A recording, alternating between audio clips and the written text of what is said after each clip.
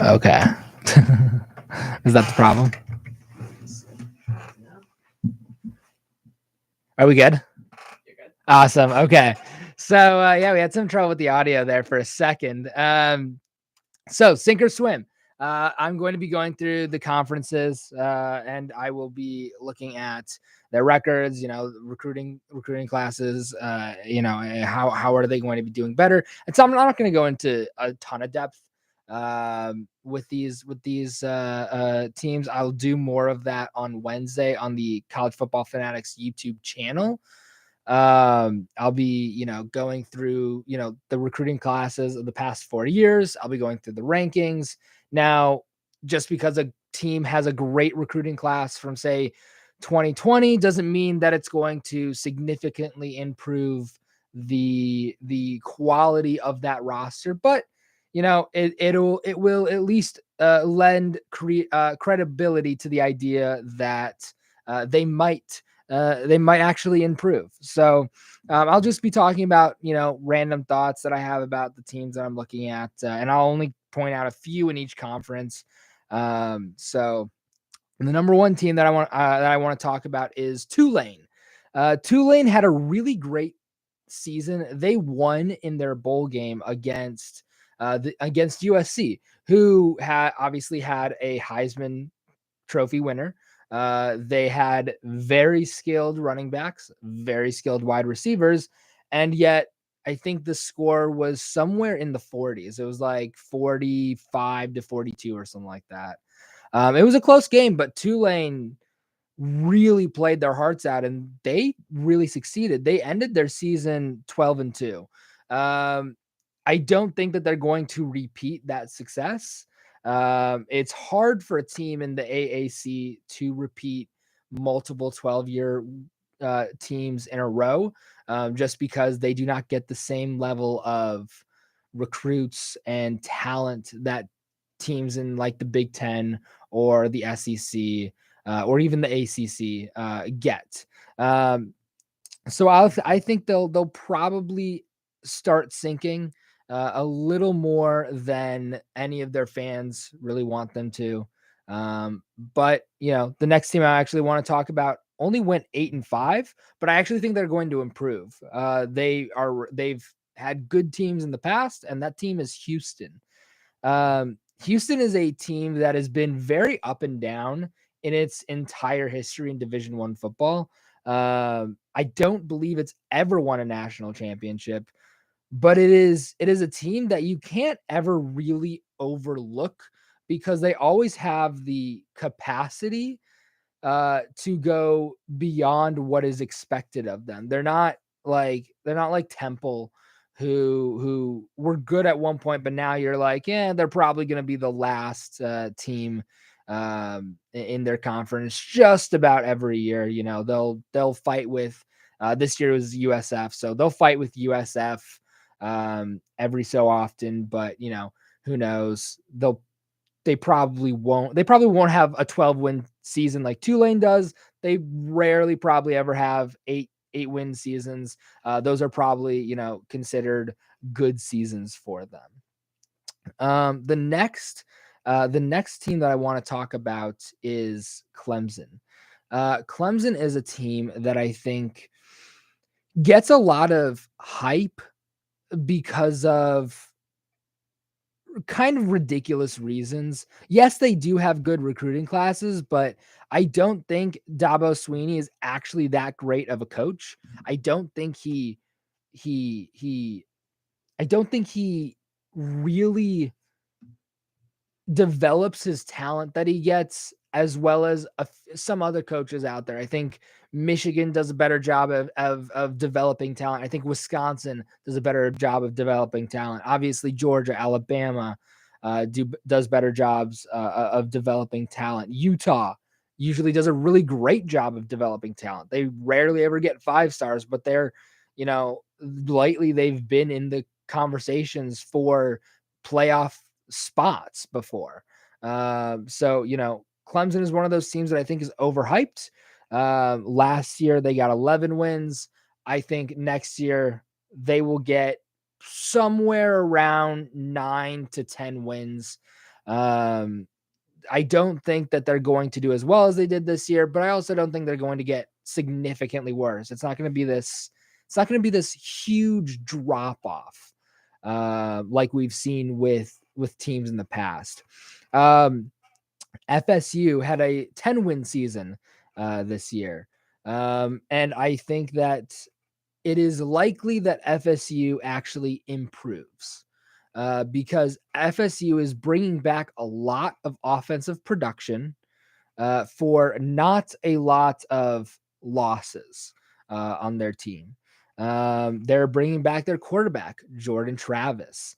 He was a 5-star quarterback, I believe, coming out of high school last year. So they're bringing back obvious talent, and they also have nurtured talent, I think, at that school better than most places. So the next team is Boston College. Boston College, I think, is one of those teams that is really quite strange in that when you think they're going to do well, they end up absolutely blowing it. But when you think that they're going to do, badly to okay, they end up doing well. So this past season, we thought, at least I thought, coming out of a great recruiting class, I think they were top 5, top 10, something like that last year. They go on and have a 3-9 season. That is, I don't have to tell you guys that is really, really bad. A 3-9 season is not what you hope for when you have a great recruiting class. That's not what anybody hopes for, even if they don't have a good recruiting class. But they had it. You can't change the past. And there were a lot of games that I thought, the talent on their roster should have overcome the talent on the opposing team's roster. And I really think that they struggled all season in cultivating, in putting a plan out the right way to use their talent to its maximum effectiveness. So I think that they'll actually increase in their I think they'll actually increase in their in their production next year. That's what I meant to say. Syracuse is one of those teams where it was like halfway through the season. It was like week 6 or week 7. And we talked about this on this podcast where I thought they were going to have a phenomenal season. And they, up until that point, they were having a phenomenal season. They had they were either like 6-1 or 7-0 or something like that, or 6-0 or something. They were having a great season. And then the back half of the season started.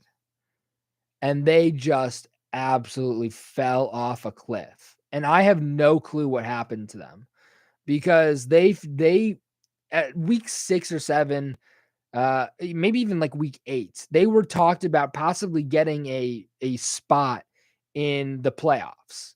And that, for a team like Syracuse that doesn't get that type of talk around them, is a huge deal. And if they had won out, went 12-0 or 13-0, there's a conversation for them to have a spot in the playoffs over TCU. Now, I think TCU would have deserved it more, but nonetheless, there was still that possibility. And Syracuse, like I said, they dropped off a cliff. They literally, it was like they disappeared from the conversation of college football altogether. Unless to talk about how badly they were sucking. And, for a team that I don't dislike or have no, I'm very neutral to, it's kind of sad because you feel for these college players who are like, we just want to win games, and they're winning games. They're getting talked about a lot. And then just 4 weeks later, it's like nobody's saying anything about you. So, you feel for these guys, and it's not like a school that doesn't ever get talked about unless some sort of tragedy happens, or or they're really performing super poorly. Um, so it really is, it really is one of those things where I think Syracuse is probably going to do worse next year than they did this year. I don't have high hopes for them. But whether or not, they're going to do worse or better, I really hope that they end up doing better. Their players are, you know, I don't know any of them, but I really hope that they, because you want to hear these smaller schools talked about more than just, the same 6 schools being talked about. And I think when you're talking about playoff expansion, you'll start to hear teams being talked about that don't usually get talked about in concert with the playoffs. So the next school that I think might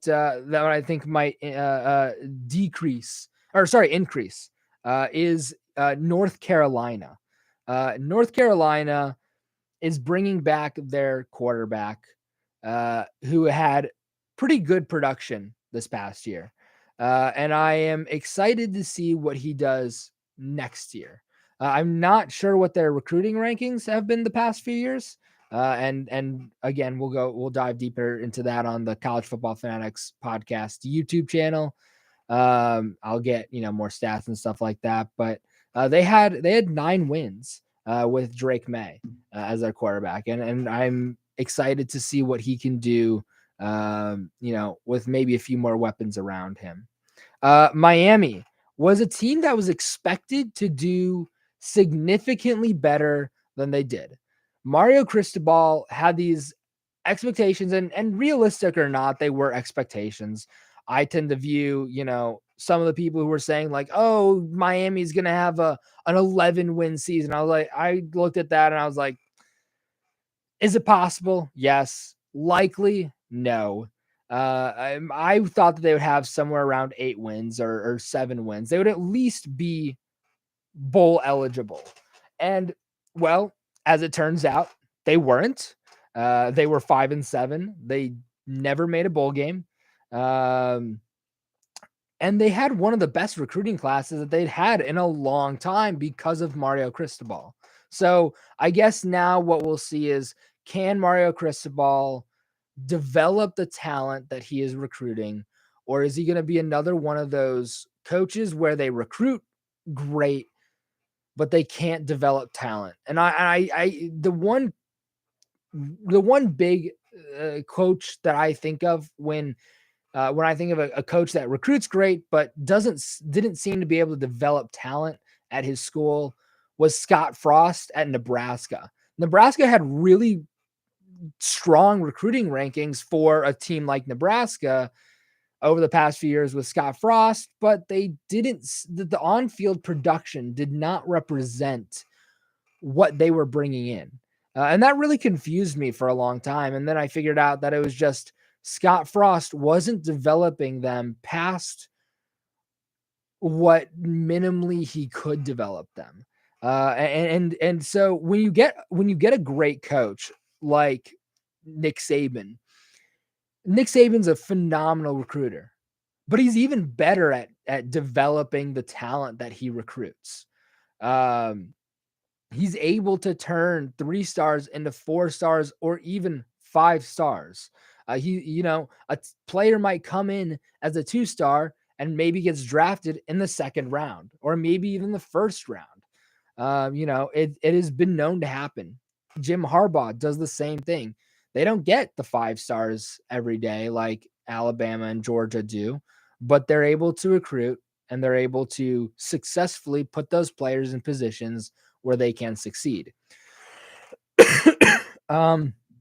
Virginia Tech is a team that I think there's nowhere to go but up. 3-8. You really can't look at them and say, this team can get worse. They really can't. 3 is about, between 1 and 3 wins, 0 and 3 wins, because you can't have 0 wins.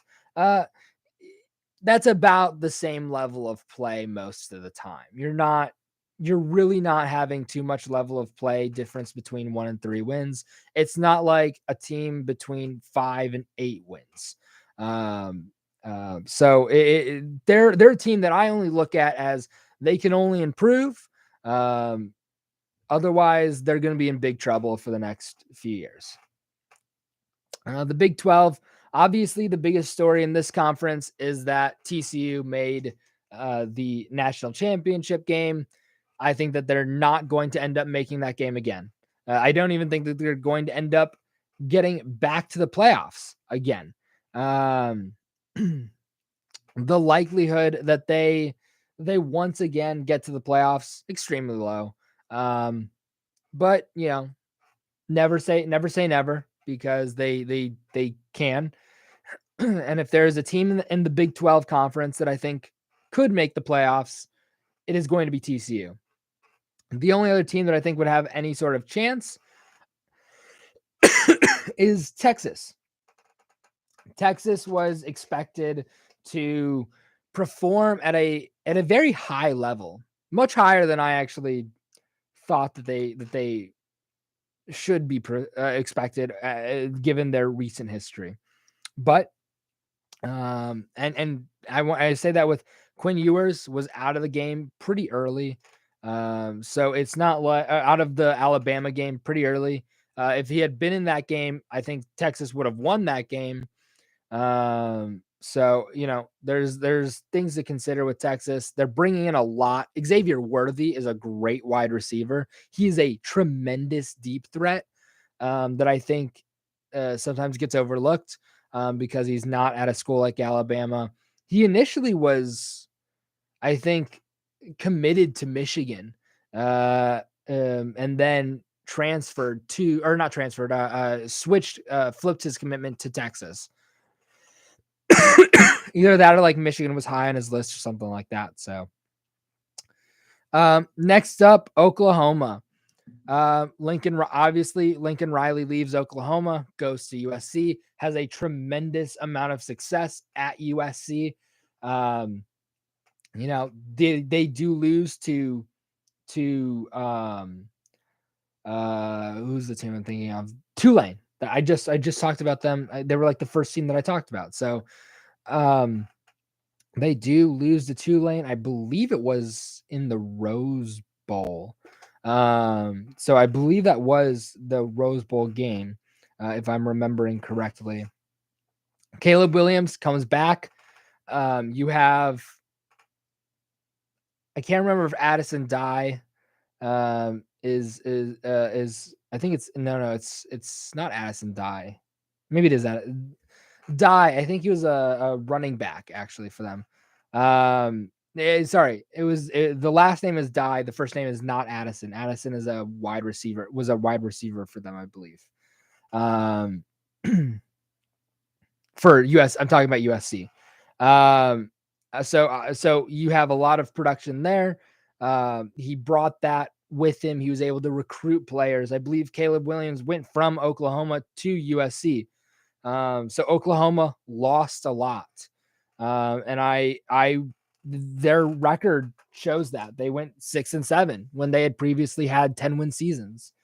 So I think that this is going to be another time where a lot of players leave, but it's all going to come up to the head coach, and can he develop the players that he does have, and can he recruit? And I'm just not so sure that they have a head coach or even offensive coordinator or defensive coordinator that can do that. Next up is the Big Ten. There are 4 teams that I think have a possibility of winning this conference. I put Michigan's chances at about 50%. Ohio State's chances at about 30%. Penn State's chances at about 15%. And Wisconsin's chances at about 5%. I think that those are the only 4 teams that have a chance of winning this conference next year. Michigan has obviously won it the past 2 years in a row. I think that they stay in a similar position they have been. I think they make it back to the college football playoffs. We'll talk more about the different teams. Ohio State brings back a lot. They also lose a lot, but Ohio State is one of those teams where it's just next man up. They have a guy who's usually just as good as the guy behind him or guy in front of him, right behind. So the backups are usually about as good as the starters. Penn State has had a couple of really great recruiting cycles. They've all in the past 4 years, I think they've all been top 15. I think they're like number 6 right now or something like that. It could be a little off. I'll have to look. But I think they have a strong chance. They were also 11-2. In their season total, the same with Ohio State. But again, very, very good chances that they could make the Big Ten, although I still think it's firmly in Michigan's grasp. They just have to hold on to it. Wisconsin is a team that I am really excited for because Luke Fickell is back. Or Luke Fickell is going to Wisconsin. He is at Wisconsin. He was at Cincinnati, had a great team there, was able to recruit well, and was able to develop well, and overall just had a really good team to put together. And hopefully he does the same thing at Wisconsin. I really enjoy Wisconsin as a football team. I hope that they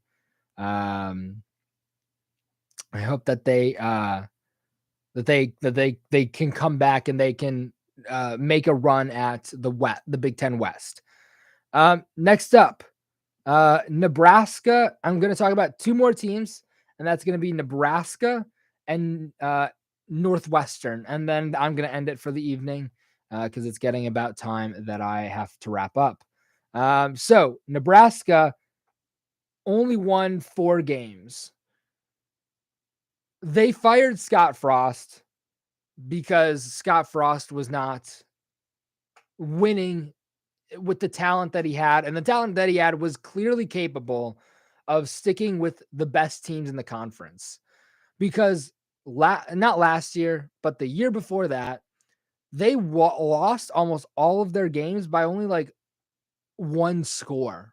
So it's like 1 or 2 games were a little bit more than 1 score, but most of their games was by just a single score. If they had gotten a touchdown, they would have won or something like that. And so Scott Frost was fired. And so they had 1 more win this past year than the year before. And I think that they'll end up increasing their wins, their number in the wins column next year. They have a good recruiting class coming in. They did lose a few people to transfer portal, but we'll see how it plays out. Northwestern, another team that they can't go anywhere but up. Legitimately, they can't go anywhere but up. They are 1-11. They've only had 1 win last year, which is sad for a team that boasts a proud tradition, maybe not the most accomplished tradition, but a proud one. Their running back, Hull, I believe his last name was. I can't remember his first name, but Hull, I believe he's graduated. He's probably in the draft. He might be back. I don't know. But we'll have to see what they do next year. They really can't get worse though. It would be so difficult to see Nebraska get worse than a 1-11 season. So I'll look forward to seeing what they can produce next year or this upcoming season. We'll talk about more news and events around the college football landscape this Wednesday on the College Football Fanatics podcast. I am your host, Daniel. We have a Instagram called the CF underscore Fanatics official. That is our handle for Instagram. Go follow us there. College Football Fanatics is the name of the podcast channel on YouTube. Go look us up. Check out the episodes we had there. They'll be slightly more professional than what I have here. I'm making some changes to my schedule so that I can have a little more time to work on it, give you guys a little bit better production value for your time. Please leave a like and a comment down below. And I hope you guys all have a great evening and a great rest of your week. See you guys next week on Monday. Back on this channel, but I will be uploading episodes on Wednesday and possibly on Friday for the College Football Fanatics channel. So see you guys next week. And I hope you all have a great night and hope you all have a great week.